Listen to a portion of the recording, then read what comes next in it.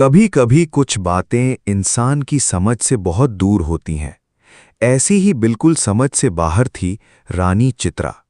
रानी चित्रा किसी चमत्कार से कम नहीं थी। कारण था रानी की सुंदरता। कहते थे रानी ने उम्र को बंदी बना लिया है।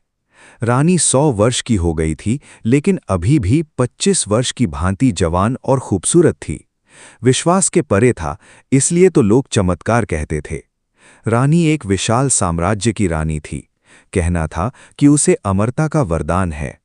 समय समय पर कई तरह के कयास रानी के लिए लगाए जाते थे। मानना था कि रानी के पास ऐसी कोई शक्ति है जिससे वो अभी तक युवा अवस्था में ही है। रहस्यमयी होने के कारण रानी का सम्मान और उससे डरना स्वाभाविक था। रानी की आभा देखते ही बनती थी।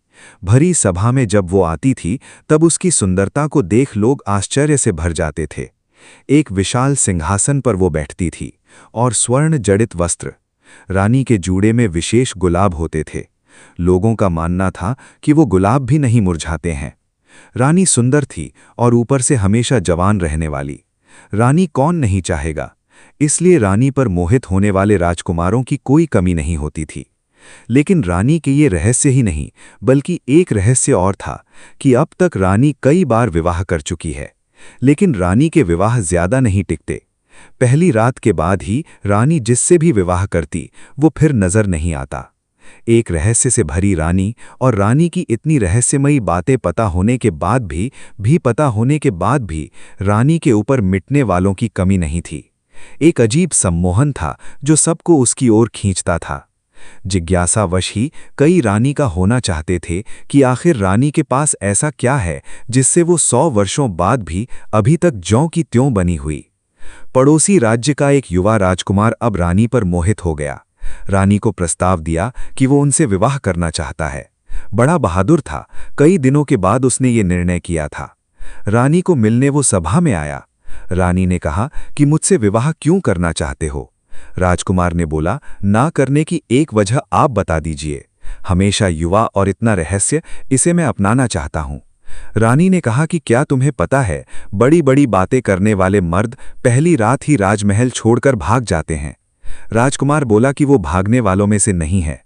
रानी बोली, हमने ये दावे पहले भी सुने हैं, लेकिन जिस आश्चर्य को देखने वो आते हैं उसे देखने के बाद किसी को दिखाई नहीं देते हैं। कई दिनों तक रानी ने उसे समझाने की कोशिश की, लेकिन राजकुमार अडिग रहा। रानी ने कहा कि हमने तुम्हें बहुत समझा दिया, अब तुम्हारे साथ जो भी होगा उसके लिए तुम स्वयं जिम्मेदार होगे। रानी का विवाह एक बार फिर होना तय हुआ। राज्य में फिर से चर्चा का विषय बन गया। सभी लोगों का मानना था कि पिछलों की तरह ये राजकुमार भी एक रात के बाद अदृश्य हो जाएगा। रानी के चेहरे पर एक अभिमान वाली मुस्कान थी। सारे राज्य को सजाया गया और रानी का विवाह उस राजकुमार के साथ संपन्न हुआ। बस अब था उस रात का समय, जिस रात में कई रहस्य हैं, जिस रात के बाद रानी के कोई राजकुमार फिर दिखाई नहीं देता था। रानी और राजकुमार की सुहाग रात के लिए रानी का कक्ष विशेष रूप से सजाया गया। राजकुमार रानी के कक्ष में आया। उसे कुछ अजीब चीजें नजर आईं। उसे कक्ष के भीतर एक पिंजरा दिखाई दिया जिसका दरवाजा खुला था। रानी बिस्तर पर बैठी थी। राजकुमार पहले से ही सतर्क था। उसे पता था कि रानी के कक्ष में कुछ भी हो सकता है, इसलिए उसे जागे रहना है। रानी ने कहा, क्यों इतने भयभीत क्यों हो, आज हमारी सुहाग रात है। रानी खड़ी होकर राजकुमार के पास आ गई।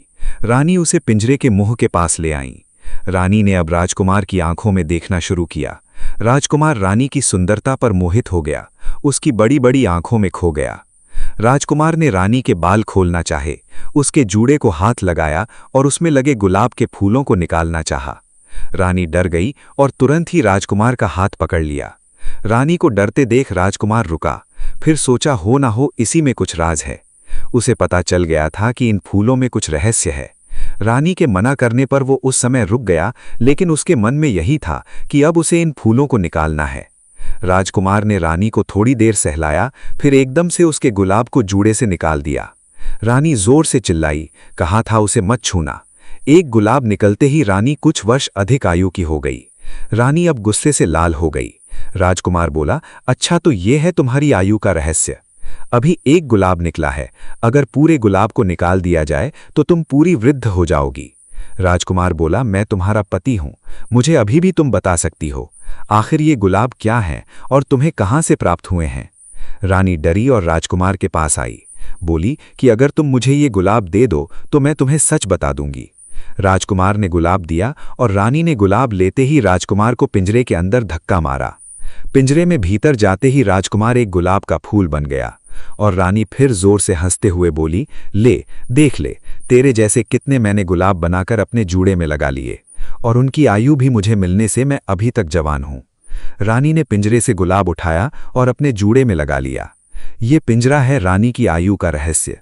रानी फिर सुबह सभा में गई और इस बार फिर राजकुमार रात के बाद दिखाई नहीं दिया, लेकिन रानी के जूड़े में एक फूल और जुड़ गया था।